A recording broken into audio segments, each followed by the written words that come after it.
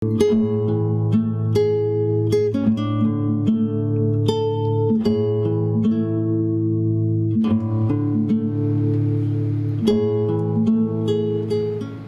now, it's time for DJ Rocky's Secret Files.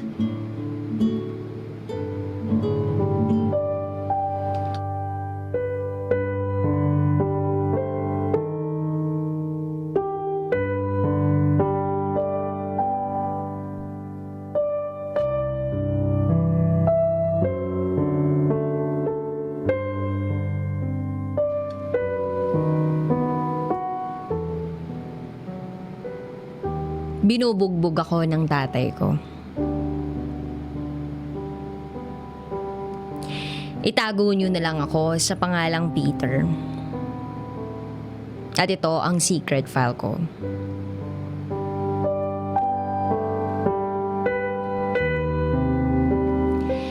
Noong bata pa lang ako, pinagmamalupitan na ako ng tatay ko. Tandang-tanda ko pa, walang araw na hindi ako sinaktan ng tatay ko. Halos araw-araw, binubugbog niya ako. Walang araw na hindi niya ako sinusuntok, inuuntog sa pader, inuuntog sa sahig, at itinutulak sa pinto. Yung tipong hindi titigil ang tatay ko sa pagbugbog sa akin hanggang sa may lumabas ng dugo sa akin. Gusto niya, napapadugo niya yung katawan ko, mukha ko. Naalala ko pa kung paano ako sipain at kalad ka rin ng tatay ko. Buhatin pati warik. Iumpog ang ulo sa sahig ng bahay namin. Pag ginagawa niya yun sa akin, iyak lang ako ng iyak. Wala akong magawa. Iyak lang ako. Nagtitiis sa sakit na nararamdaman. Iniisip na kinabukasan na naman, kailangan ko uli harapin ang pagmamalupit sa akin ng tatay ko. Hindi ko alam kung anong dahilan kung bakit ako binubugbog ng tatay ko. Isang umaga, nakahiga ako sa sofa, natutulog. Bigla akong binuhusan ng tatay ko ng kumukulong tubig sa paa. Nagising ako dahil sobrang hapde. Kung ano-ano yung masasakit na salita yung narinig ko sa tatay ko. Palamunin ako, lecheng buhay to, walang kwenta. Hindi pa siya nakontento sa ginawa niya. Sinikmuraan niya pa ako. Pagkatapos sinuntok sa mukha. Naramdaman ko yung pagmamanhid ng pisngi ko at labi ko. Kasabay nito, iniinda ko yung hapde sa paanan ko. Sa oras na yun, gusto ko nang magmanhid. At pagkatapos niya akong saktan, bugbugin, pumasok siya sa kwarto. Habang ako, naiwan sa sala ng bahay. Iyak ng iyak.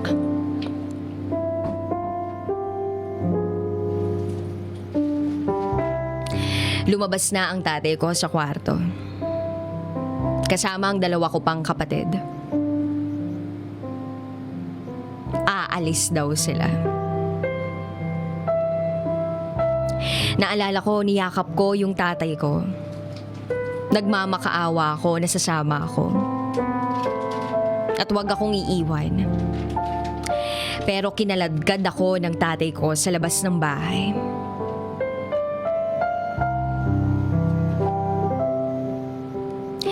At kasabay nun, naalala ko na meron ding isang araw na umuulan din. Kinaladkad ako ng tatay ko. Itinali niya yung mga kamay ko, mga paa ko, sa isang puno, katabi ng bahay namin.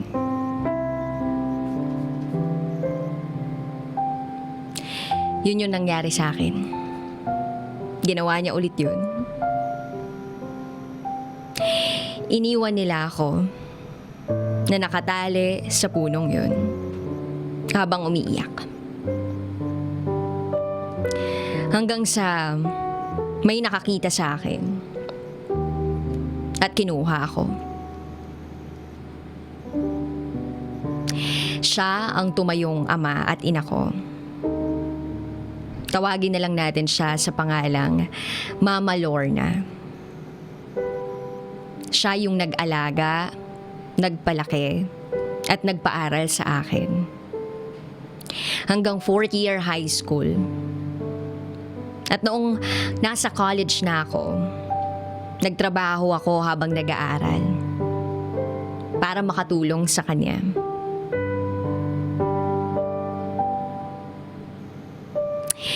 Pero isang masakit na pangyayari ang nangyari.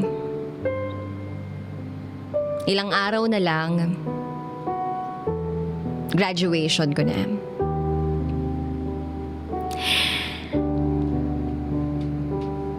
And then, sa araw mismo ng graduation ko, namatay ang taong nagmahal sa akin. Nag-alaga sa akin.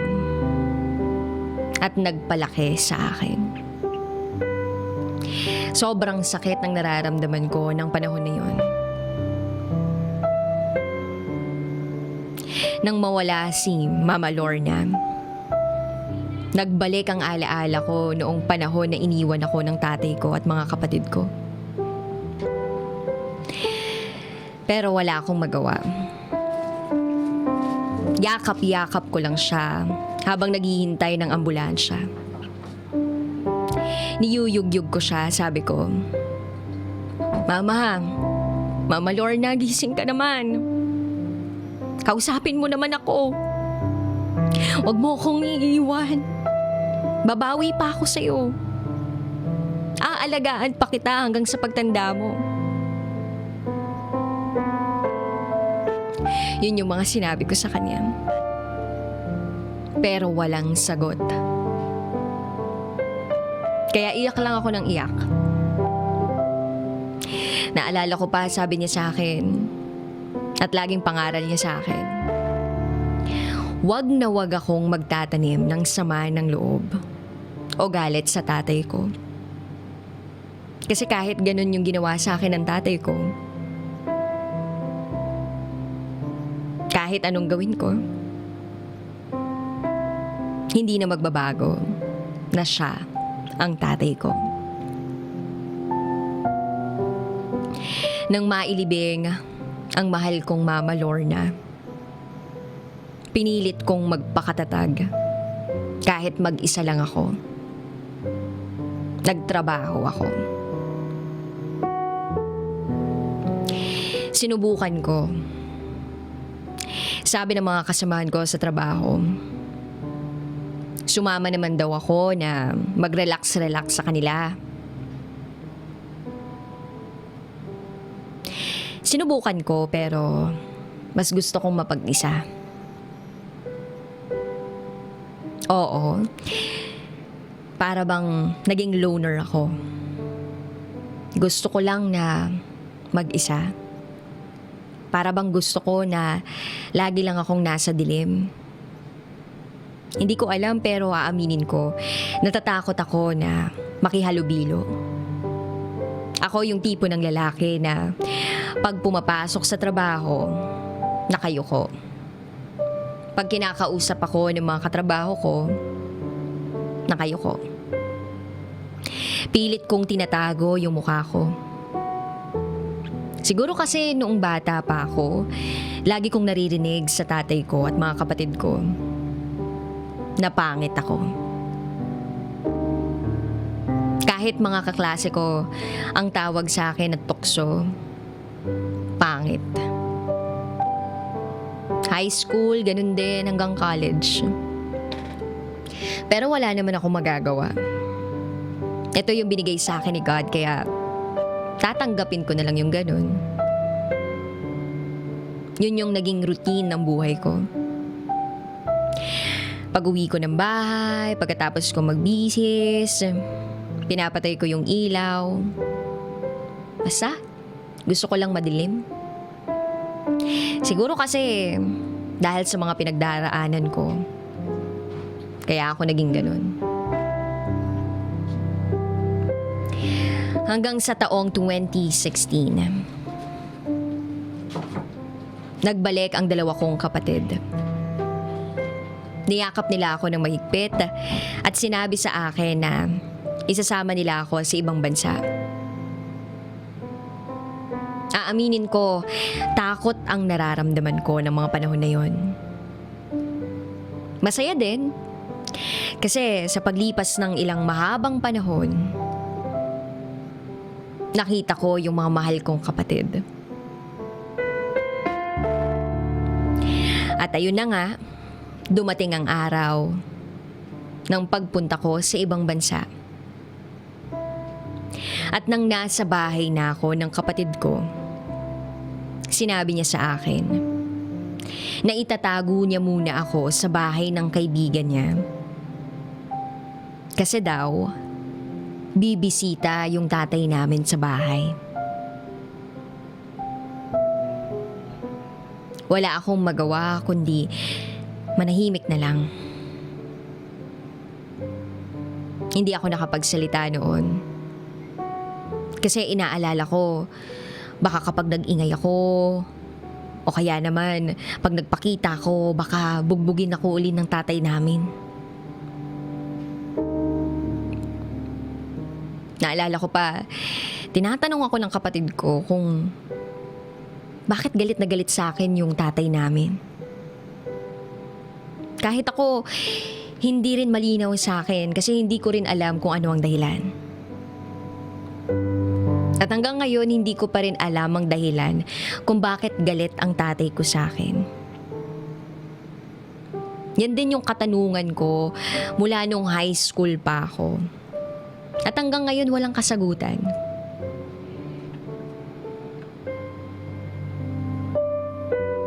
Nang bumisita nga ang tatay ko sa bahay ng kapatid ko, naging okay ang lahat. Umalis din yung tatay ko doon. Hanggang sa nakabalik na ako doon sa bahay ng kapatid ko. At dahil nandoon na ako, nag-apply ako ng trabaho. Pinalad naman ako magkatrabaho. Pero hindi nagtagal, nabuking kami. Nabuking kami ng tatay ko. Isang araw, wala akong pasok sa trabaho nang biglang bumisita ang tatay ko sa bahay ng kapatid ko. Hindi na ako makaatras noon kasi nakita na niya ako. Akala ko hindi na mauulit ang nangyari. Pero naulit pa rin. Nang makita niya ako, agad-agad niya akong nilapitan, binugbog niya ako ulit ng paulit-ulit. Sinikmuraan niya ako. Inuntog niya ako sa pader. At natigil lang yung pambubugbog niya sa akin nang awatin siya ng kapatid ko. Akala ko doon na matatapos ang pagmamalupit sa akin ng tatay ko pero nagkamali ako. December 2016, sa loob ng pinagtatrabahuhan ko, naganap ang pagmamalupit ng father ko. Naalala ko, biglang pumasok ang tatay ko sa opisina ko. May hawak na baseball bat. At walang kaabog-abog na hinataw ako ng baseball bat na hawak niya. Una, sinasalag ko ng mga kamay ko. Pero, hindi ako nakalagtas. Napalo niya ako ng baseball bat sa ulo ko. At hindi ko na alam ang mga sumunod na nangyari.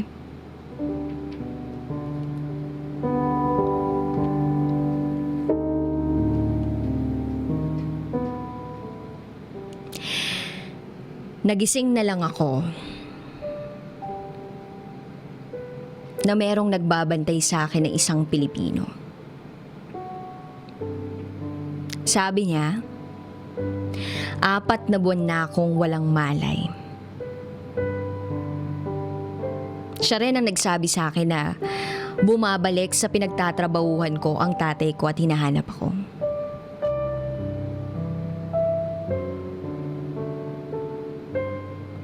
Itinago daw nila ako.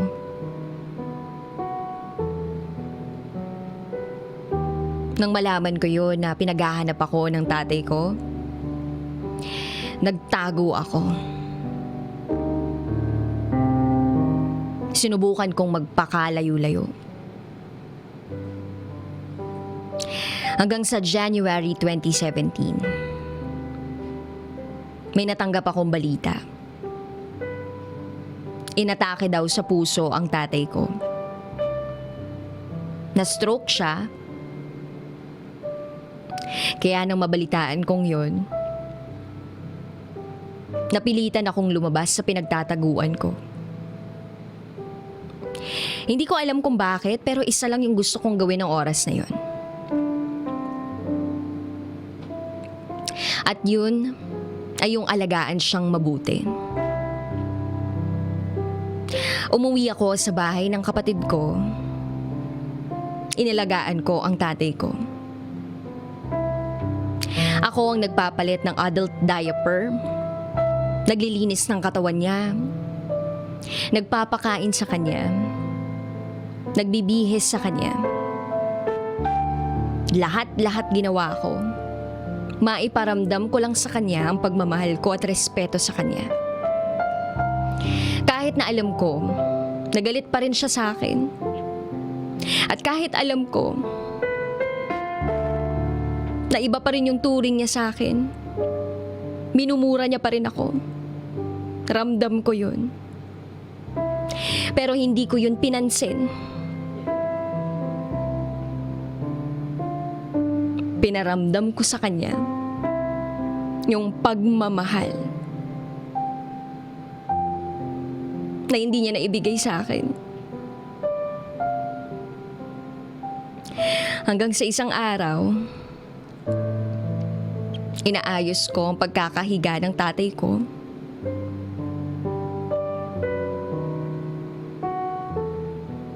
Bigla na lang tumirik yung mata niya.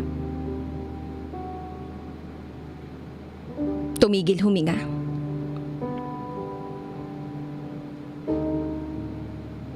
Sigaw ako ng sigaw nun. Tinatawag ko yung mga kapatid ko. Pero ang ginawa ko, niyakap ko ang tatay ko ng sobrang higpit.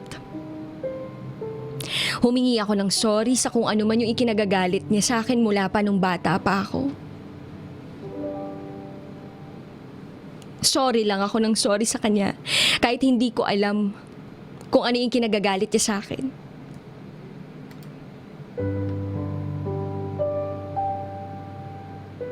Hanggang sa tuluyan na siyang namahinga.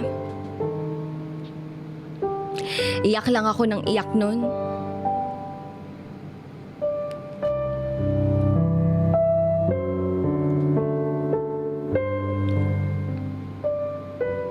Tinatanong ko, bakit nga ba nangyari to sa akin? Ano bang ginawa kong mali? May ginawa ba akong kasalanan?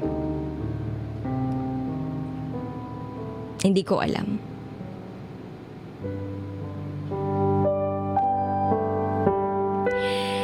Sa kasalukuyan 2018,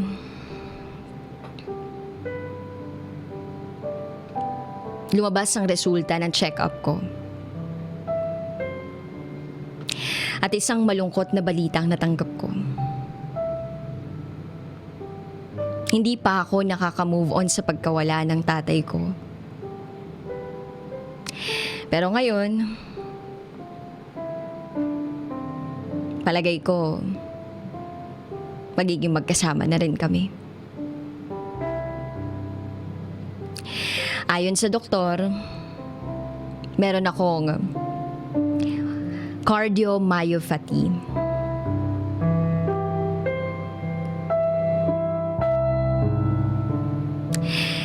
Yun daw yung mga ugat sa heart ko, unti-unting humihina hanggang sa ikamatay ko. At pangalawa pa sa ibinalita sa akin ng doktor, meron daw akong brain cancer stage 4. Nangihina na ako pero lalaban ako.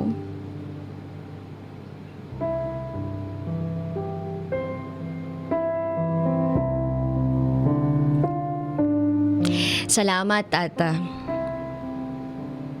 na-share ko ang aking secret file. Bago man lang ako kunin ni Lord, nakapag-share ako ng story ako. If ever na hindi ako nakapag-reply o masagot itong email mo,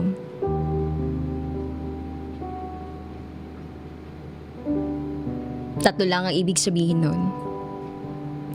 Una, nasa ospital ako. Pangalawa, nangihina na ako. O pangatlo, wala na ako.